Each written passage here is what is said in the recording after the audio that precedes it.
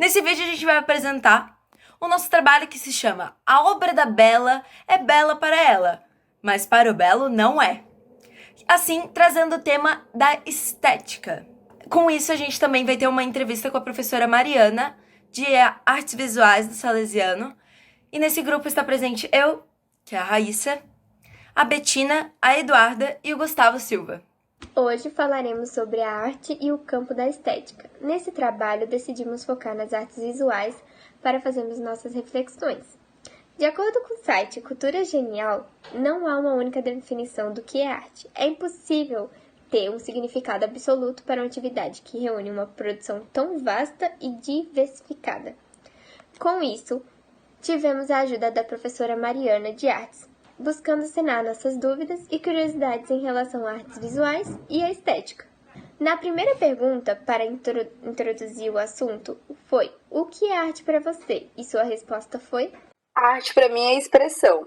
Pode ser de várias formas, né? Eu acho que cada um consegue se expressar de uma forma diferente. Dentro da literatura, dentro do teatro, da música, das artes visuais, da dança, né? Cada um busca a sua expressão. Eu acho que a arte, para mim, principalmente, é expressão. A arte é um incrível meio de comunicar ideias e passar sentimentos, como mostram as experiências pessoais da professora, que diz que a arte impactou na sua vida de tal forma. Como que a arte impactou a sua vida? A arte, acho que fez sempre parte da minha vida desde pequena, eu sempre gostei. Quando eu era criança, eu fazia aulinhas de arte, assim, fora do horário de aula. A minha avó, ela já era aposentada e ela sempre fez coisas, trabalhos manuais, né? Minha tia é professora de arte, então eu sempre gostei. E quando eu tinha já uns 13, 14 anos, eu já sabia que eu queria fazer algo relacionado com isso, como faculdade, tanto que eu passei no vestibular com 16 anos, né? E fui fazer faculdade de design. Mas eu sempre gostei mais de pintar do que de desenhar. Foi algo que eu sempre gostei mais, assim. E quando eu tive o Lucas, eu até saí um pouco dessa área da moda, e daí foi quando eu fui mais para a área da educação, que era algo que eu pensava em mais tarde, né? Mas nunca eu quis me desligar da arte, sempre arte voltada comigo, assim. E esse ano eu tô produzindo muito mais coisas de arte, assim, que fazia tempo que eu não produzia outros tipos de arte, sem ser mais da aula e tal, né? Então esse ano eu tô me aventurando de novo em outras áreas, tá sendo bem gostoso. Imagina. Principalmente, isso é uma parte boa algumas vezes também, que a gente pensa de a gente ter ficado em casa, porque acho que começou a dar atenção e voltar a fazer coisas que fazia tempo que a gente não fazia. Mas ao mesmo tempo a gente perdeu aquelas coisas que a gente fazia no nosso cotidiano, sabe? Então fica meio... Sim, são adaptações, assim, né? E eu fiquei bastante sozinha no começo da quarentena, agora o Lucas também tá no pai dele de novo. Então, querendo ou não, te proporciona momentos de reflexão de várias formas, né? Sim. Então, eu comecei a pintar mais, eu comecei, né, a trabalhar com lettering também, que eu já fazia lettering, mas nunca tinha trabalhado efetivamente com isso, né? Então, agora fazem 3 meses que eu tô trabalhando com isso também. Me foquei bastante na dança, que era algo que eu já vinha fazendo há algum tempo. E também escrevi bastante coisas, assim, e tal. E então, foi um período bem criativo, assim, pra mim. Além disso, é importante realçar o impacto que a arte tem na sociedade. A arte, ela sempre trabalhou junto com a sociedade, né? Mesmo lá na pré-história, né? Quando a gente estudou lá no 6º ano, a pré-história, a gente viu que eles retratavam o que eles faziam no dia a dia deles. Então, depois, né, na Grécia, no Egito, a arte sempre teve um significado e sempre teve um apelo tanto social quanto histórico, né? Essa semana mesmo a gente está trabalhando o surrealismo com o 8º ano, e a gente está falando exatamente isso, da crítica social, né? Então a arte, ela está muito voltada à situação que acontece na população. Então vai ter artista que vai fazer algo para entreter as pessoas, né? Para tirar o foco daquilo. Agora vão ter os artistas mesmo que são do movimento real artístico, eles vão estar fazendo críticas construtivas, né? Críticas sociais. Então eu acho que a arte influencia muito nisso, né? Pensa quando lança um filme, quantas pessoas são influenciadas por aquele filme? Quando lança uma música, né? Quantas pessoas são influenciadas por aquela música, por aquele cantor? Sim. Então eu acho que influencia muito na vida das pessoas, né? Tem boas influências e tem influências negativas também, né? Dentro disso, daí cada um tem que fazer o seu crivo para poder saber o que dá para aproveitar, o que não dá. No começo do vídeo a gente falou sobre campo da estética, né? Mas o que seria esse campo da estética? Campo da estética é uma área da filosofia onde estudam a relação do homem e a arte, sabendo os significados daquilo que a gente vê e admira, né? Então, o que a gente está vendo a partir daquela arte? Aquilo é bonito? Aquilo é belo, né? Então a gente consegue relacionar isso bastante com o título do nosso trabalho, que é A Obra da Bela é bela para ela, mas para o belo não é. Com isso a gente vê que a beleza ela é subjetiva e ela deve ser questionada, né? É questionado por que pro belo é e por que pro belo não é e por que pra bela é. É isso que essa área da filosofia quer trazer. Por que a pessoa tá admirando, o que ela está admirando, né? Então, com a entrevista da Mari, que a gente vai mostrar mais daqui a pouco, a gente vê que a gente traz bastante sobre essa reflexão, que é o objetivo principal do nosso trabalho e o objetivo do nosso tema, da estética. Então agora, confiram os trechos da nossa entrevista da Mari falando um pouquinho mais sobre a parte da estética. No momento que você faz as suas artes, na hora que você está escrevendo ou algo do tipo que você gosta de fazer agora, o lettering, ou quando você está fazendo realmente um quadro, quando você está pintando ele, você pensa em algo além da estética, de como ele vai ficar no resultado final, ou você pensa em algo a mais também? Por exemplo, se é algo que é uma encomenda, a gente se preocupa mais em entregar aquela estética ali que foi solicitado, assim, né? Mas quando é algo mais pra mim, eu gosto mais de curtir o momento do que pensar no resultado final. Sim. Normalmente eu boto uma música, né? Vocês também já sabem que eu gosto sempre de botar música enquanto a gente desenha. Né? Gosto de estar no meu cantinho, assim, com as minhas coisas e tal. Então, eu acho que é gostoso, assim. Eu acho que é mais um momento de relaxar, né? Então, não necessariamente, às vezes, eu nem gosto muito de como ficou no final. Mas é gostoso, às vezes, só se expressar mesmo. Sem ter um objetivo, sabe? Sim, entendo. Você acredita que tem como se definir o que é belo e o que é feio na arte? Como, por exemplo, no momento de uma venda de uma arte, o que pode definir o que uma vai ser mais cara do que a outra? E no momento que você faz as suas artes, na hora que você está escrevendo ou algo do tipo que você gosta de fazer agora, o lettering, ou quando você está fazendo realmente um quadro, quando você está pintando ele, você pensa em algo além da estética, de como ele vai ficar no resultado final, ou você pensa em algo a mais também? Por exemplo, se é algo que é uma encomenda, a gente se preocupa mais em entregar aquela estética ali que foi solicitado, assim, né? Mas quando é algo mais pra mim, eu gosto mais de curtir o momento do que pensar no resultado final. Sim. Normalmente eu boto uma música, né? Vocês também já sabem que eu gosto sempre de botar música enquanto a gente desenha. Né? Gosto de estar no meu cantinho, assim, com as minhas coisas e tal. Então, eu acho que é gostoso, assim. Eu acho que é mais um momento de relaxar, né? Então, não necessariamente, às vezes, eu nem gosto muito de como ficou no final. Mas é gostoso, às vezes, só se expressar mesmo. Sem ter um objetivo, sabe? Sim, entendo. E agora eu acho que é a pergunta que eu mais me envolvi nessa questão. Eu tava fazendo agora umas perguntas mais pessoais sobre a questão de como você vê a arte, né? Então, agora vai ser a pergunta que tem a ver com estética. Então, só fala o que você pensa, que realmente vai ser que tem opiniões, tem isso e é algo que é discutido até hoje. Então, você acredita que tem como se definir o que é belo e o que é feio na arte? Como, por exemplo, no momento de uma venda de uma arte, o que pode definir o que uma vai ser mais cara do que a outra? O preço da arte é definido mais pelo valor agregado do que pelo produto em si, né? Se alguém que é conhecido, que é famoso, o valor vai estar lá em cima. Às vezes o produto do outro é muito melhor, muito mais bonito, esteticamente, sei lá, mais agradável para mim, né? Mas o valor da arte, hoje em dia, é definido dessa forma.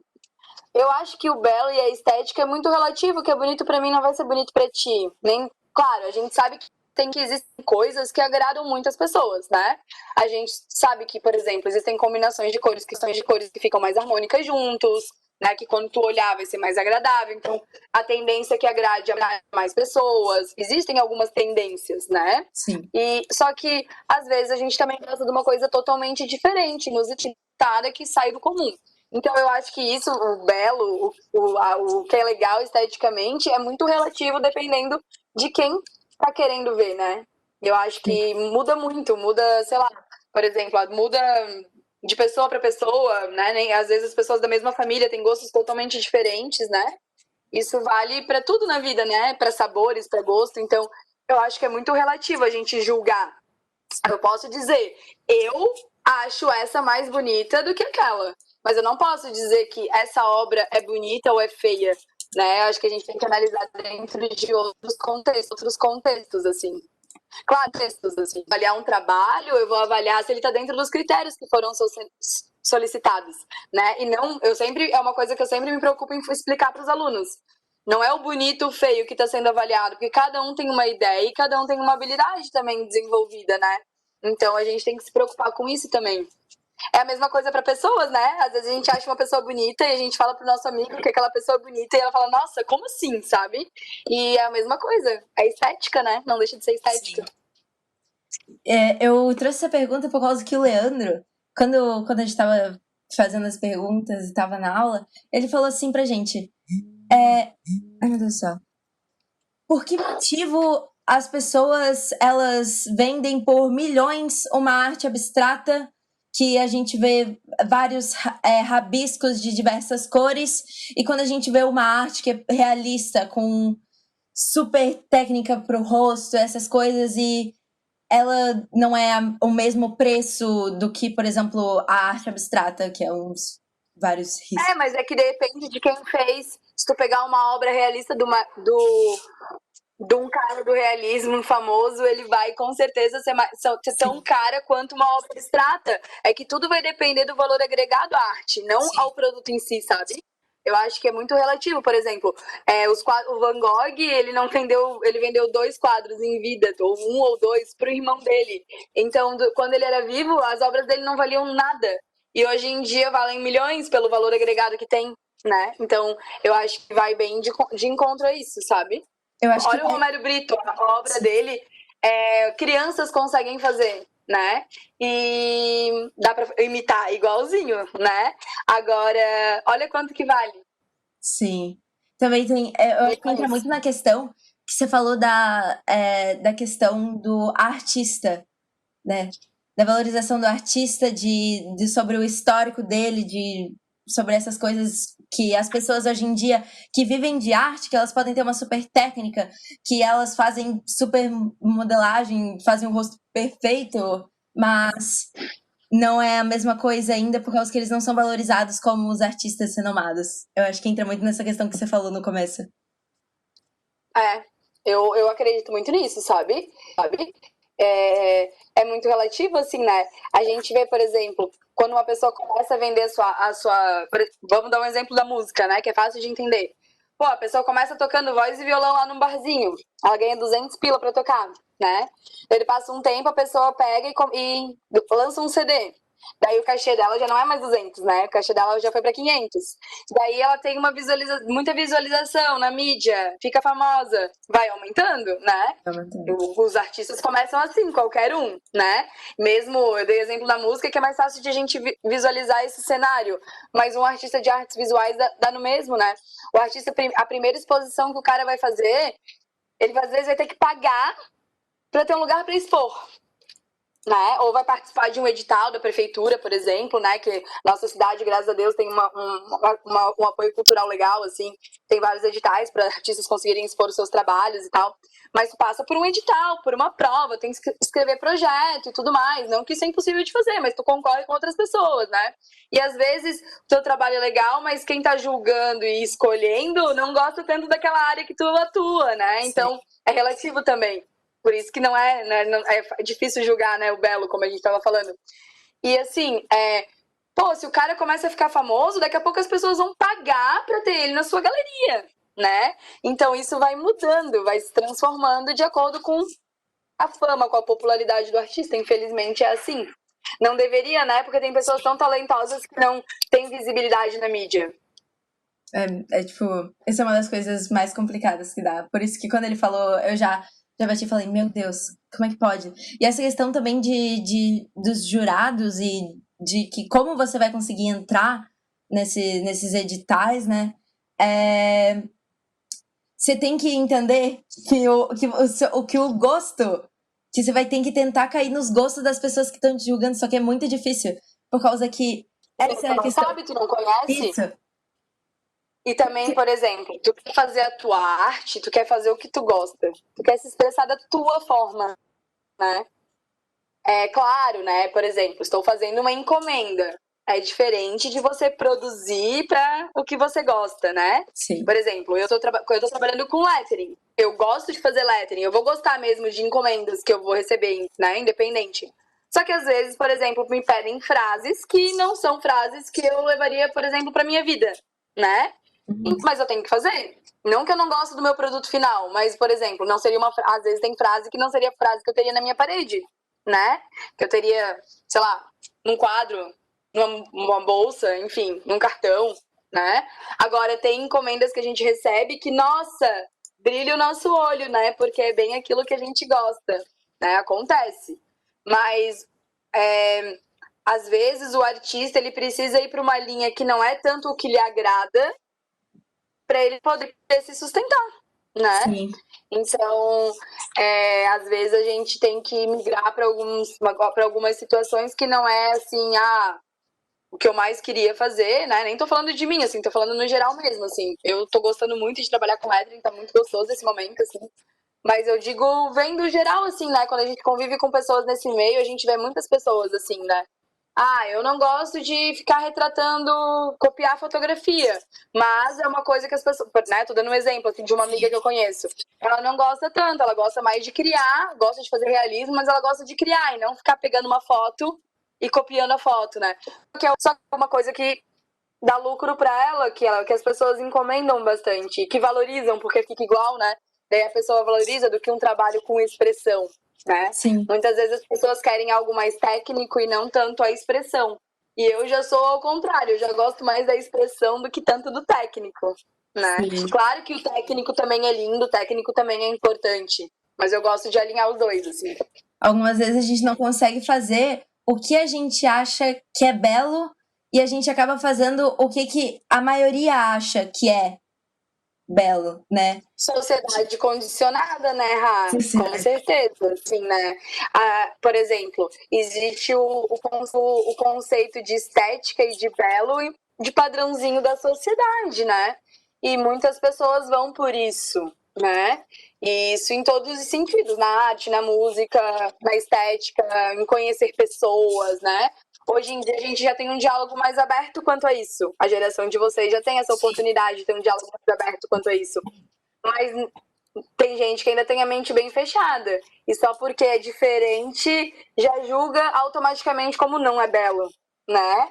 E isso é bem complicado. É uma coisa que eu sempre tento falar para os alunos, né? Nem sempre eles entendem e incorporam isso, mas assim, é algo que é bem importante de ser trabalhado assim na sociedade de hoje, né? A gente tem que saber que o diferente é legal, né?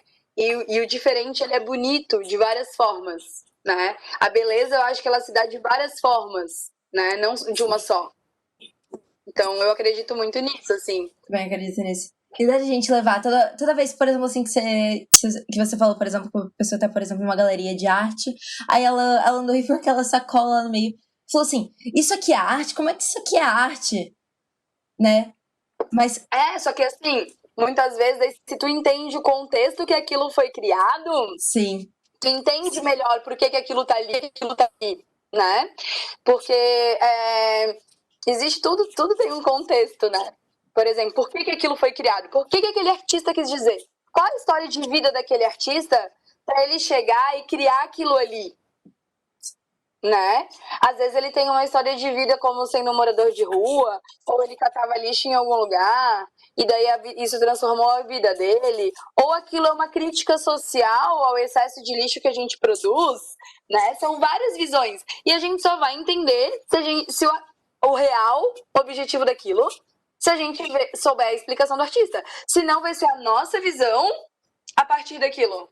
e não quer dizer que a nossa visão é a certa, né? Sim. Então, Eu acho- sempre quando eu corrijo os trabalhos dos alunos, eu até olho, né, o trabalho ali, o desenho antes, óbvio, mas eu leio primeiro sempre a explicação, para depois tá, tipo, olhando de novo a obra e olhando com os olhos, não com os mesmos, né, porque eu sou uma pessoa diferente de quem criou a obra, mas eu tentando olhar com a visão de quem fez, sabe? É bem importante, assim, para mim, como professora, na hora que eu vou estar olhando, porque quando eu vou olhar um quadro numa galeria, tanto faz a visão que eu tenho, né? Não vai influenciar na vida da pessoa ali. Mas quando eu tô corrigindo um trabalho, isso vai influenciar ali no trabalho, isso vai influenciar ali na vida de vocês, na obra de vocês. Eu não sou uma pessoa, eu não sou boa pintando, não sou boa desenhando, não fui feita pra artes visuais. Só que eu realmente Você faz um trabalhinho bem legal, tá? eu posso dizer que eu sou uma pessoa criativa, mas não uma pessoa, sabe, boa. Mas o que é bom, o que é bonito, né? O que é bom. Mas eu gosto dessa questão de que no momento que você tá vendo alguma arte, que você tá analisando, você consegue pensar de várias maneiras e algumas vezes você não vai conseguir saber o que de verdade tá querendo expor ali, mas você vai continuar ali. Será que ele tá querendo falar aquilo? Será que ele tá querendo dizer isso? O que isso aqui quer dizer? Eu acho que isso é uma das coisas mais legais. E eu Tem muitas interpretações, né? Sim. Eu vi uma frase que eu gostei muito, que é a questão que a função da arte não é de passar por portas abertas, mas de abrir as portas fechadas. Eu vi essa frase. E eu fiquei. Pra você analisar e você pensar e a sua cabeça fluir para onde você quiser, né? Então, a arte, ela abre caminhos, total, né? Tanto que hoje em dia, a arte é trabalhada como terapia por muitas pessoas, né? Tem muitos terapeutas que fazem curso de arte-terapia hoje em dia para tratar os seus pacientes e existem eu, por exemplo, a minha terapia é várias coisas de arte, principalmente a dança, né? Para mim é algo que, nossa, dia que eu tô mal, tô estressada, às vezes tô com cólica, eu vou dançar e isso me melhora o meu dia, mesmo eu estando cansada e voltando mais cansada ainda, sabe? Mas não só isso, né? Eu sou uma pessoa que eu digo, eu só não canto e não toco instrumento hoje em dia, porque eu tô fazendo muita coisa, assim, em várias áreas da arte. E na pandemia me proporcionou isso também. Então, pra mim é muito importante isso no meu dia a dia, sabe? Essa válvula de escape. Eu acho que, assim, não que é fácil passar pela pandemia, não que eu tô achando legal esse momento, né? Ninguém aguenta mais, a gente já quer voltar, a gente já queria estar todo mundo junto, tendo esse contato físico, esse contato humano, que é tão importante pra gente também. Concluímos então que no mundo da arte, a estética faz parte da ideia de beleza que quem compra e quem julga as obras possuem. Por isso, muitas vezes, artistas não fazem seus produtos cumprindo todas as suas preferências ou não possuem o intuito de se expressar nela, mas fazem de forma que a maioria ache belo, já que ao agradarem um maior número de pessoas, possuem uma maior chance de obterem sucesso. Em contrapartida, artistas renomados acabam possuindo seus trabalhos atribuídos aos seus nomes, não dependendo exatamente do fato da estética agradar ou não ao público geral, pois a fama traz um maior valor à obra, que passa a ser analisada de outra forma e é aprovada. Com isso, vemos que uma definição de belo não existe, já que não pode ser feita por apenas uma pessoa, e mesmo que consensos existam, a diferença de opinião é muito presente. Acreditamos que a ideia de beleza é algo que se define pelas experiências, emoções, influências e preferências de cada indivíduo. Por isso, o conceito de beleza deve ser individual e definido apenas por você, visto que todos são diferentes. A verdade é que provavelmente nunca chegaremos em um acordo em relação ao que é belo.